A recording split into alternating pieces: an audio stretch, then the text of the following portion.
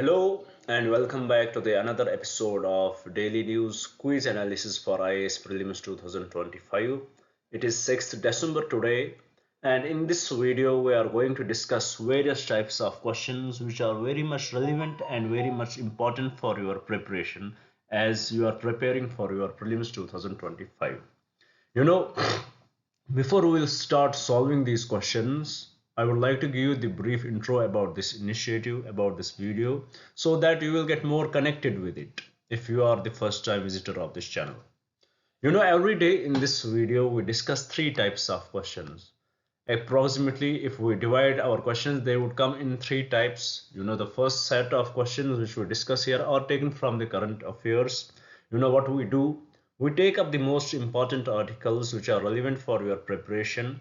We take up them, we break them down into the simplest language possible, and we try to derive the prelims based questions from those articles so that it will give the idea how you should read the newspapers and what part of the newspaper is very much important for your prelims preparation. So this is the first set of questions which we discuss here. We discuss the questions based from the current affairs. And after discussing the current affair based questions, we shift our approach towards the another part of our discussion where we discuss the static topic based questions. What we do? We take up every day, almost every day, we take up some static topic as we had started with Indian polity. We take up a static topic from there and we derive a prelims based question from that. Whether it is smallest, it is how discrete the topic may be, we'll try to make a question on that, give the proper idea how the questions can be asked from those topics. So this is the first another set of questions which we'll discuss here.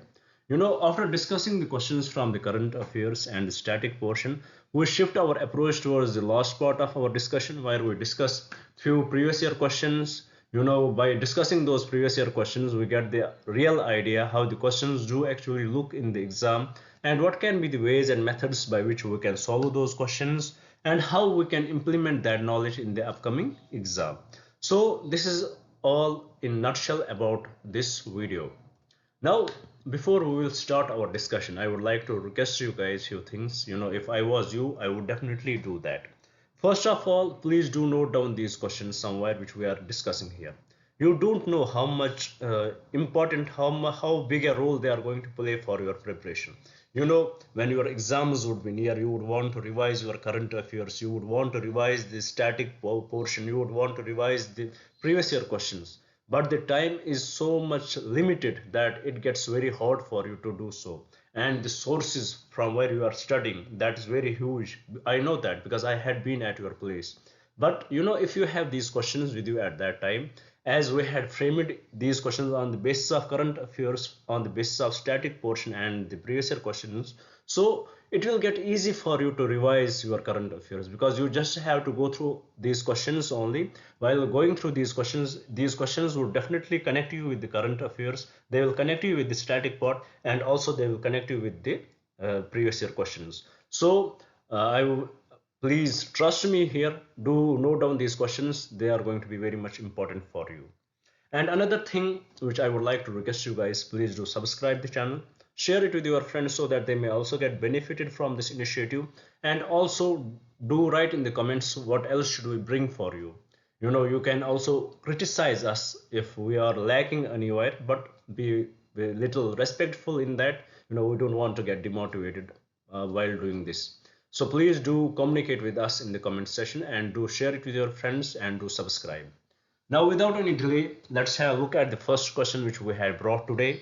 It is about the match the following. Here in the one column we have the terrorist outfits, and in the other column we have the countries where they are playing their part. So we have to find out here whether they are correctly matched or not. If you would go through your previous year papers, you would often find such questions. So this becomes very much important for you to have this proper idea.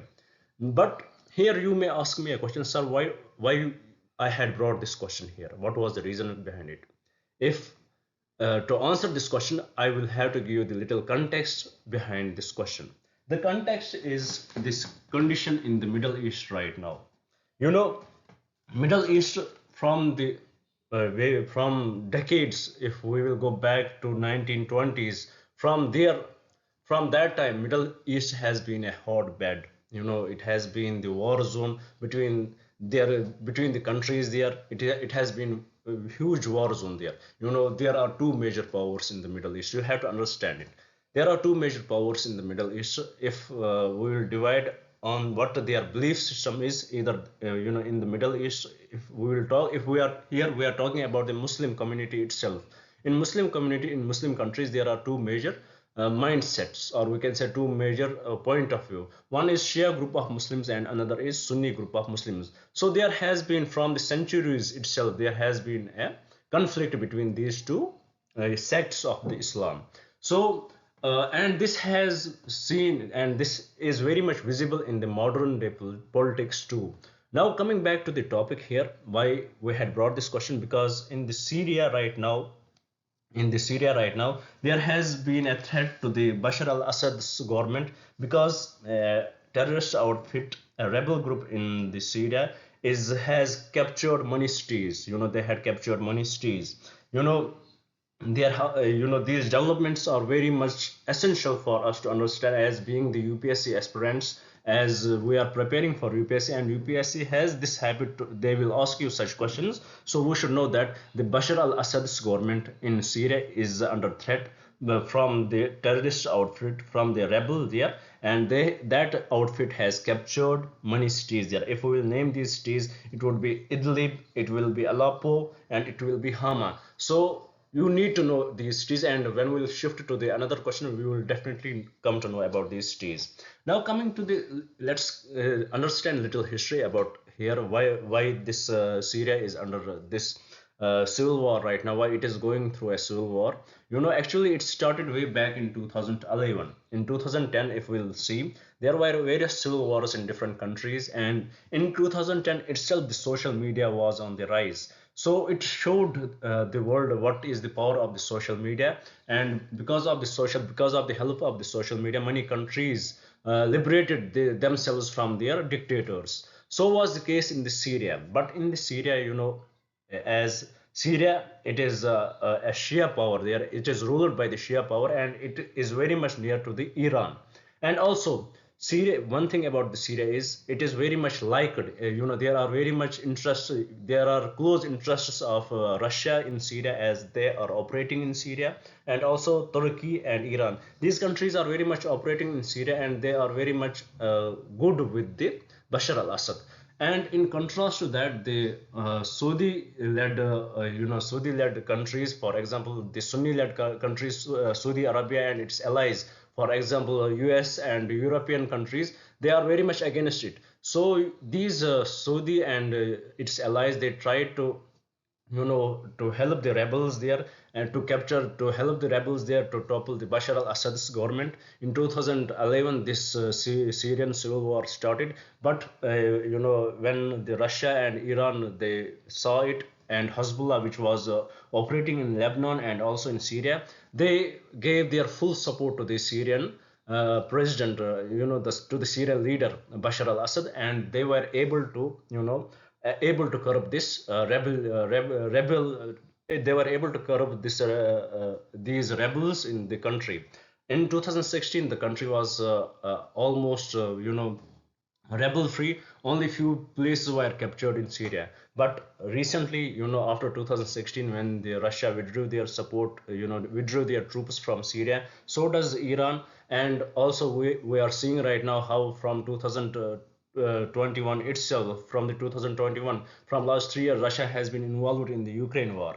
And also we are seeing that how Iran is involved in the Palestine war with Israel. So Syria and its leader Bashar al-Assad was exposed, and it gave the opportunity to those rebels to come back, regroup, and capture the cities. And right now they had captured 3 major cities there. So this is in nutshell about the story behind it. And now let's try to solve this question. Here the question says, match the following. First option, Boko Haram, is it operating in Nigeria? 100% correct, nothing wrong with this statement. This is 100% correct. Second, Hayat Tahrir al-Sham, Syria. This is the terrorist outfit which has captured those three states, those three cities in Syria. So this is the terrorist outfit, this is the rebel outfit which has captured, which is the real threat to the Bashar al-Assad's government. Then we have Hezbollah, it is mostly operating in Lebanon, 100% correct. Then we have Hamas, this is operating in Palestine. So all the four statements are correctly matched. There is it is fully correct statement. So with this, I would like to say one more thing. As we are discussing questions here, we are not just discussing the questions, we are also analyzing the context behind it. So this leads us towards the news analysis too. So by solving these questions, we also get to know what is in the news. So you can take it as a news analysis class as well as question class. So this is what I want to say. Now with this, let's move to the another question and try to solve that. Here the question is about these cities. As I mentioned in the last slide, what were the cities which were captured by the Hayat, by the terrorist outfit Hayat Tahrir al-Sham, the rebel outfit in Syria. So these are the cities, namely Idlib, Aleppo, and Hama. Here the question may be asked like this: Idlib, Aleppo, and Hama cities recently seen in news are located in which country? They are definitely located in Syria. So this you should know. What are these cities which are in news? UPSC has this habit; they ask such questions. So this is about this news article which we discussed here. Now with this, let's move to the another question and try to solve that. Here the question is about the Finance Commission. Why we are going to solve this question, because there was an article in the newspaper today which talked about the role of Finance Commission, as what are the challenges faced by the Finance Commission, as the 16th Finance Commission is under progress. So what are its challenges? The role of, if we talk about the Finance Commission, it is a constitutional body. It is established under Article 280 of the Indian Constitution. So it is a constitutional body. One more thing, about the previous Finance Commission, which was 15th Finance Commission.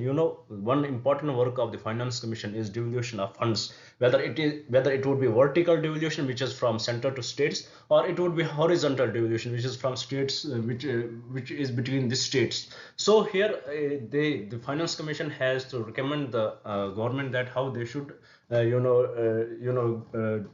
should give the funds, the taxes collected by the center and states, how the taxes are collected by the states, and how they should give these how they should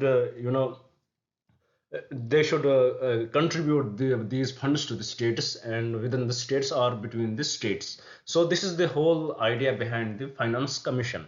But often this Finance Commission, it has been criticized as it is said that it is a body which has not understood the criteria what states do actually want. In the 15th Finance Commission, if we will see that there was the percentage of the tax collected by the center, they should have contributed to the states was 41%.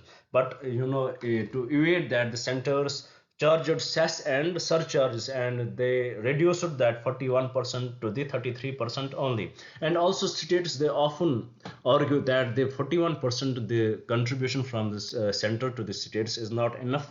Also especially the progressive states like Tamil Nadu, Kerala, and other such states, they say that we had done so much progress, and if we compare ourselves with other states like UP, Bihar, we are given very less as compared to them, even though we are not. They believe that. Sorry, I got an important call. Here we were discussing that there are these progressive states like Tamil Nadu is there, Kerala is there. They often blame the center that they are not giving them the incentives, the progress they have done. They are not recognized, their progress is not recognized. As compared to the states, the funds received by the Bihar, UP, and other such states, it is more. But the progress which Tamil Nadu and other states have done, they are not they are not incentivized. They are not appreciated. So there are various issues which the states raise with respect to the Finance Commission and with respect to the devolution of the funds. So here, why we are discussing this, because there was an article in the newspaper today which talks about how the 16th Finance Commission should look into these matters, how they should look into these concerns raised by different states, and how it should raise the devolution of funds from 41% to the 50%, and how it should reduce those surcharges and cess charged by the center. So this is how this article actually talks about. Now, without any delay, let's try to solve this question and move to the next slide. Here the question says, the Finance Commission of India plays a pivotal role in the distribution of financial resources between the union and state governments. In this context, consider the following statements. So here we have to analyze these statements and see whether they are correct or not. The first statement, the Finance Commission is a constitutional body, 100% correct. It is a constitutional body and it is established under Article 280 of the Indian Constitution. So there is nothing wrong with the first statement. It is 100% correct. So we can mark it correct. Second statement, the Finance Commission is responsible for recommending the distribution of the net proceeds of taxes between the union and the states. 100% correct. Nothing wrong with this statement too. So it is responsible for recommending the distribution of the net proceeds of taxes between the union and the states. Third statement, it says the finance commission's recommendations are binding. So this is the catch here, this binding word, on the union government but not on the states. It is not binding neither on union government nor on state government. So 100% this is wrong. Fourth statement, the union commission also provides recommendations grounded purposes. 100% correct. Nothing wrong with this statement. So with respect to this question, the correct statements are statement 1, statement 2 and statement 4, and from the code given below, the correct code is option D. So with this, let's move to the another question and try to solve that. Here the question is about the special representative talks between it is a special representative talks between India and China. You know why it is in news? Because recently India and China, they had some sense has prevailed in China, in Chinese government, and they had agreed to resolve those border issues. Not resolve permanently, but what was before 2010, what was before the Galwan attacks, what was before 2020, they are going to resolve those, come back to that position where what was it before 2020 itself. So we had discussed this topic in many ways, but here there was a catch. It was about the special representative talks. We had not discussed it yet, so there was need of that to take this question. About special representative talks, it actually started in 2003 itself. Between the it is between the senior military commanders, between the which are represented by different agencies, military agencies. For example, from Indian side, it is represented by National Security Advisor, and from the Chinese side, it is represented by State Counselor, I guess. So these special representative talks, it happens between India and China, which plays a key role in addressing bilateral issues like border issues. They resolve those border issues, and it used to happen continuously. But after 2010, when India slightly moved towards the US and China did not like it, and China suddenly stopped this special representative talks. And last time when it was this special representative talks were last time held in 2021, when there were those Galwan attacks, when there were the confrontation between India and Chinese army. So this is the nutshell about the special representative talks. It is between India and China to solve those bilateral issues like border issues, which often are under dispute. So let's try to solve this question and get more idea about special representative talks through this question. The question says the special representative talks between India and China plays a key role in addressing bilateral issues, especially the long-standing border disputes. Which are the following statements regarding the special representative talks between India and China are correct? So as I already told you, it plays a key role in addressing bilateral issues, especially the long-standing border disputes. So here we have to find out what from these statements which one is correct. For statement 1, the SR talks were established under different parameters and guiding principles for the settlement of India-China boundary questions. 100% correct. Nothing wrong with this statement. Statement 2, the primary focus of the SR talks is to discuss and resolve issues related to the boundary disputes, including the line of actual control. 100% correct, nothing wrong with this statement also. Statement 3, the assault talks are held exclusively between two countries, foreign ministers, and do not involve military representatives. This is totally incorrect. It is not between two countries, foreign ministers. So this statement is wrong. It is between, it involves military representatives. As I told you, from the Indian side, it is represented by National Security Advisor, and from the Chinese side, it is represented by State Counselor. Chinese state counselor. The fourth statement, it says the outcome of the assault talks is legally binding on both India and China. This statement is also incorrect. It is not legally binding on any of the state. So with respect to this question, the correct statements are statement 1 and 2 only. And from the code given below, the correct code is option A. So with this, I hope you had understood special representative talks. Why it is in news? Because India and China hold negotiations over border coordination, and they are about to resume these special representative talks. So with this, let's move to the another question and try to solve. Here the question is about the tuberculosis. Why we had brought questions related to tuberculosis here, because there was an article which actually defined how tuberculosis not only impacts the lungs, impacts the health, the physical health of the person, how it does not only impact the lungs, or how it does not impact the social, it does not only impact the physical health, but also it impacts the mental health of the patient. In India, as it is said that it is the tuberculosis capital of world. The tuberculosis cases in India are very huge, and also we are working on it. We had brought up various policies to to eliminate tuberculosis, and we are very much working on it, but still it is one of the deadliest disease in our country. Many people die because of it, and it has it has the attached, there is a social stigma attached to it. When any patient is diagnosed with the tuberculosis, that patient is often that patient often faces some mental issues. When any patient is diagnosed with tuberculosis, there is social stigma attached to him. He is isolated. Even his family members won't come near him. And also during this disease, he is taking lots of medicine which has very high impact on his which has huge side effects. So that patient is bound to go through mental changes. He is bound to go through through anxiety, depression, and other mental issues. And also, if we know about tuberculosis, it is often called poor man's disease. So there is huge social stigma attached to it, and once a patient attracts tuberculosis, there are high chances, according to the studies, that his mental health will be impacted. So what should we do? Their proper we should consult doctors, how we can interact with the patient, and in this way his mental health can be solved.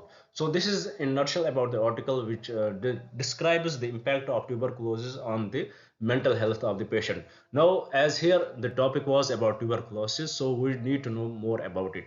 Here the question says tuberculosis remains a major public health challenge in India. As we know, it is the major public health challenge in India.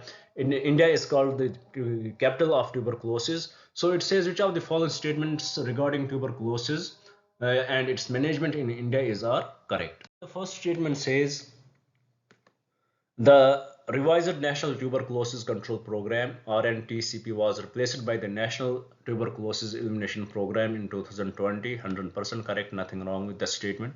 Statement 2, the directly observed treatment shots (DOTS), you would have heard about it, DOT centers strategy is a key component of India's TB control efforts.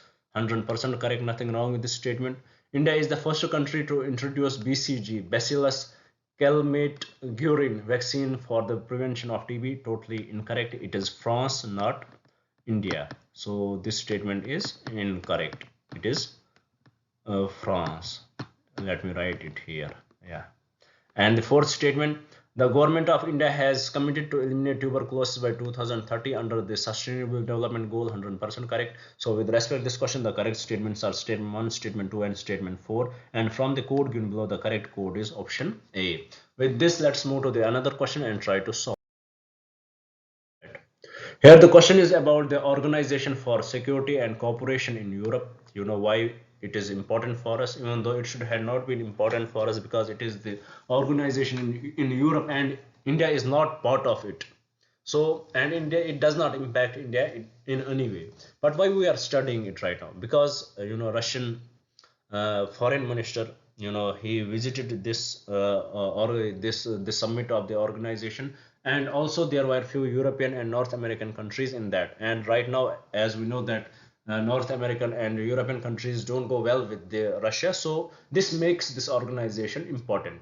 So let's get to know more about it through this question. The question says the Organization for Security and Cooperation in Europe (OSCE) plays a significant role in fostering peace and security in Europe. So its important role is to foster peace and security in Europe and beyond.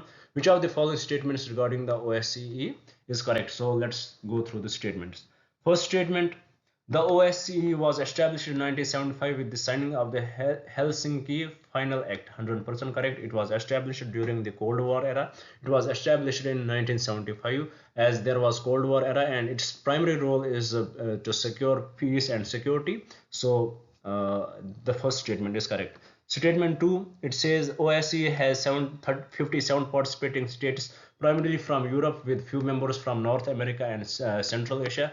100% correct, nothing wrong with this statement. Statement 3, the OSCE has a permanent military force to intervene in conflicts between member states. No, it does not have permanent military force. If it has to intervene, it will go through peace talks, or the member countries will contribute the military. It does not have its own permanent military force. So statement 3 is also incorrect. Statement 4, the OSCE's main objective is to promote human rights. 100% correct. Democratic governance, correct, and economic stability among its members. 100% correct. So this statement is also correct. So with respect to this question, the correct statements are statement 1, statement 2, and statement 4. And from the code given below, the correct code is option A. With this, we had completed our discussion with respect to the current affairs.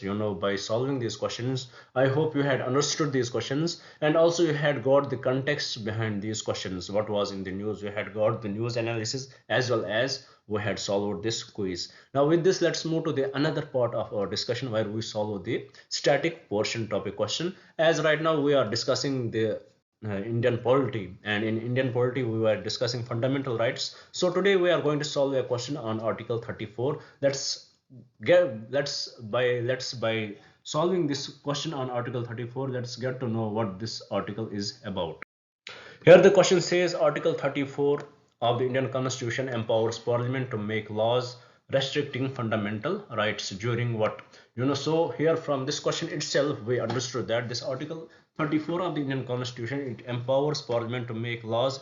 Under this article, Parliament can make laws which will restrict fundamental rights during what? Is it during a state of emergency declared under Article 352? No.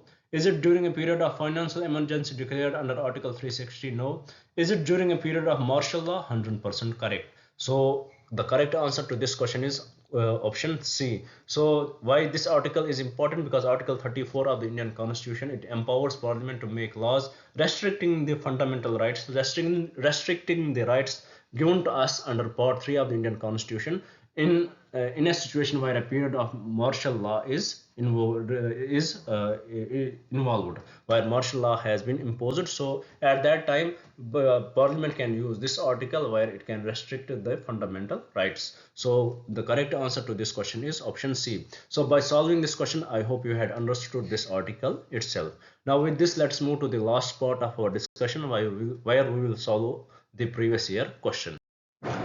Here the last question of our discussion, the question from the previous year question papers is, it says, with reference to the Congress Socialist Party, consider the following statement. First statement about the Congress Socialist Party. First statement, it says it advocated the boycott of British goods and evasion of taxes. No, it is totally incorrect. Second statement, it wanted to establish the dictatorship of proletariat. Totally incorrect. Third statement, it advocated separate electorate for minorities and oppressed classes. No, it was not this party which did so. So with respect to this question, with respect to the Congress Socialist Party, all the three statements given are incorrect. So the correct answer to this question is option D, which is none of the above. So by solving this question, we complete today's discussion. I hope you had understood it. I hope I was very much clear in solving the questions. I hope I was very much clear in giving you the context when we discussed the current affairs based questions. Even though if you have any confusion, please do write in the comments what else should we bring. If I was wrong anywhere, please do write in the comments. I will try to make myself correct. And by this, I say goodbye to you. Let's see you tomorrow. Till then, take care.